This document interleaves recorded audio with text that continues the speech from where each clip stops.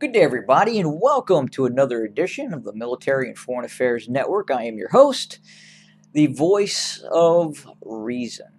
Today, I guess you could call this a cross between coverage of the Russian Ukrainian war and maybe lessons in insanity as well.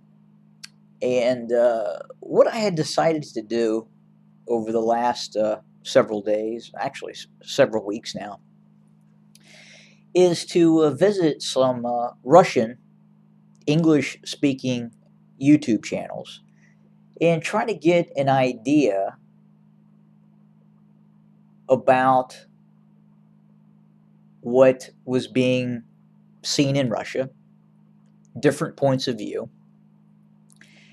and I really focused on two different channels, and both of these channels are really kind of diametrically opposed to one another, and one is I would say pro pro Putin, pro Russia, what you could only define as patriotic, and then the other not so much. And I think this guy, the latter, the anti-Russian YouTuber. I mean, he's a Russian national, but it looks like he has since fled the country. And given his accent, he almost sounds like he's living on the East Coast. I don't know. I don't follow him that much. But anyway, the pro Russian guy that I've been watching is called Baklykov, Baklykov, and I think he has a couple different channels, but this one is Baklykov Live, and then the second one, the anti-Russian, uh, I typical Gen Zer, is it goes by NFKRZ. So that's November Foxtrot Kilo Romeo Zebra. And I think his name is Roman or something like that. And again, you can see almost immediately um, where the two sides stand. The Roman, the NFKRZ. You can tell this guy is deeply steeped in Western popular culture, and he has completely absorbed it. And it's it does appear it's all about him, and that's fine. He's young, but typical Gen Zer, no accountability, and obviously he's gotten a bit frightened and fled, and quite possibly maybe that's because of the monetization issues going on with his channel. He does have a fairly large fan base, and maybe he's trying to get monetized outside of the Russian Federation. I don't know. And then the other guy, Bakliakov, is obviously very much pro Putin, pro Russia, and that's fine. That's fine. Yeah, I get it. But one other thing I noted too while I was watching Bakliakov live. I hope I'm saying that right. Bakliakov live, and I was looking at. So he was walking around St. Petersburg. And St. Petersburg is a nicer city of the Russian Federation, and I'm here right now visiting Seattle, Washington, and there's a big difference. I mean, you would think. I mean, Seattle is a major city in the United States, one of the largest ports in the United States, and it's trash. I got to tell you. I came here initially, and parts of it are very, very beautiful.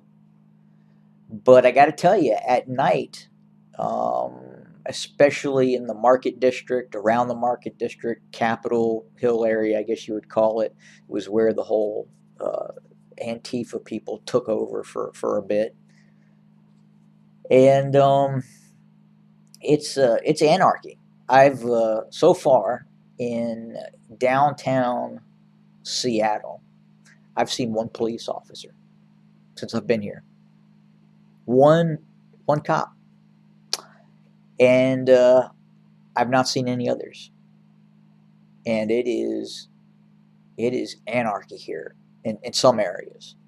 I mean, it's really strange.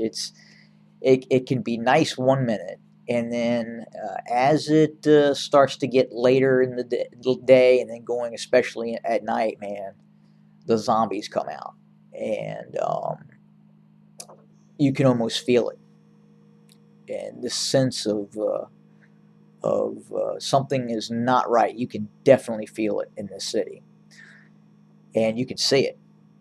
I mean, the graffiti is just obnoxious. I mean, it's everywhere, and it's disgusting, and there's places it's just dirty and nasty with just nasty human beings.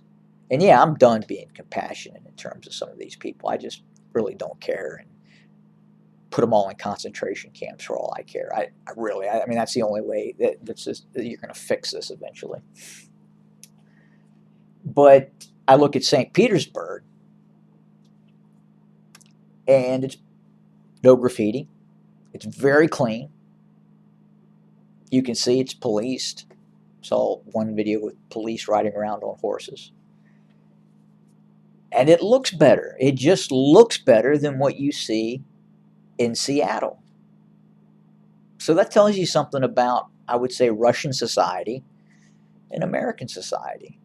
I mean, this experiment in this neoliberalization has failed, which then brings me back to this NFKRZ kid,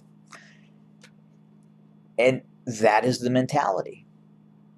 Gen Z, it's all about me, popular culture, ultra liberalism, and again, I don't know where he's at now. I don't think he's in Russia, but you can see how this this culture war is, and it's not just a culture war within the United States, it's a global culture war right now. And I don't know if you want to call them, Bakleyakov calls them liberals. I don't call them liberals. Liberalism, I think, is different than what this is. And it's very, very difficult for me to put a finger on what it is. I've called it neoliberalism, statist technocrats. I don't know. It's difficult, and it is really focused on pop culture or popular culture, what have you. The Kim Kardashian syndrome, and it interweaves into a lot of things in society in which some people are okay with, and other people are saying, wait, hit the brakes here a little bit. This doesn't feel right. And I think, at least from what I'm seeing here in Seattle, this is the end game. This is what it looks like: anarchy, chaos, confusion, destruction. It's not progress. They call it progress or progressive, but it's not. It's regressive. It's destructive. I mean, what I'm seeing here is not sustainable. This is not a good place to live. San Francisco, my trip to San Francisco, much the same way. Regressive, not progressive, regressive. No accountability. It's all about them. And then kind of look what's happening now in terms of what's happening between Ukraine and Russia and the West. And, obviously a certain segment of Ukrainian society wants to go towards the West. And that's what really makes this whole conflict really strange, especially if you look at maybe the left right divide here in the United States. This conflict has even fragmented those on the right as well, because I think even those on the right are to an extent, buying in to what they're being told by the mass media. In some areas, people ask questions, but in areas in regards to what's happening in Ukraine, it's really strange where people take what's happening at face value by what is being reported by the MSN here in the States. And you can't do that. You have to divest yourself from the mainstream media, and you have to do your own research and find out what's going on, because it's different. It's not black and white. It's not that. And especially what's happening here in Ukraine, between Ukraine and Russia. And obviously, when you watch the news and you look at what's happening in terms of inside of Russia with the mobilization, you hear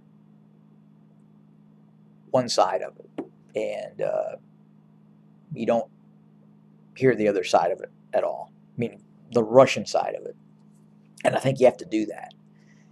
And I, again, thought at looking at these two channels, these two different channels, would help. See what's actually happening inside of Russia.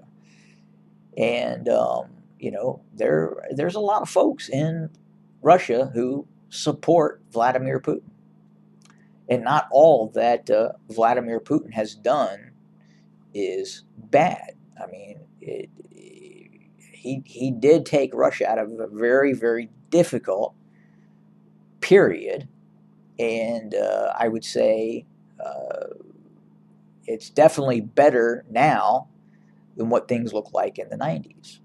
A lot of folks don't really, especially the younger crowd, don't remember what the post-Soviet collapse looked like. But it was a difficult time for those guys. But thought it was interesting to just kind of see, and again, I just see such of the same,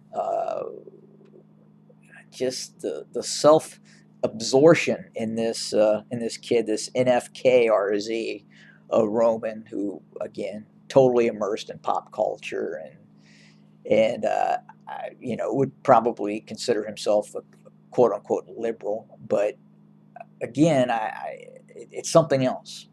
We're looking at something else happening in society here, and it's going beyond liberalization and conservative and what have you. But more importantly, I think just kind of going back to the state of affairs in say St. Petersburg, from what I was saying, and comparing and contrasting to what I'm seeing here in Seattle, what I see in Denver, San Francisco. Horrible. I mean, these, for most part, hard left neoliberals control these cities now, and they've destroyed them. I mean, they are just shitholes. And I mean, if that's what you want, if you want to live in a shithole and you want to feel good about yourself, I don't know. But unfortunately, this is the way these cities look now. And again, I think it's this global culture war that is taking place, without a doubt. I mean, it really is. And we'll see who wins in the end. I don't think, from what I'm saying at least, in these major American cities, I don't think this is sustainable. I do not. And I think the rooster is going to come home to roost, and there is going to be a great purge that is going to have to happen to clean this up. And it's not going to be pretty, and it's going to get ugly. But unfortunately, clean this up, I fear that it's something that is going to have to occur. But anyway, I just wanted to do that. I know it's not really a Ukraine Russian war video, but I'll I'll have more on that very, very soon. Again, thanks for joining us, and we'll have more soon. Have a good day.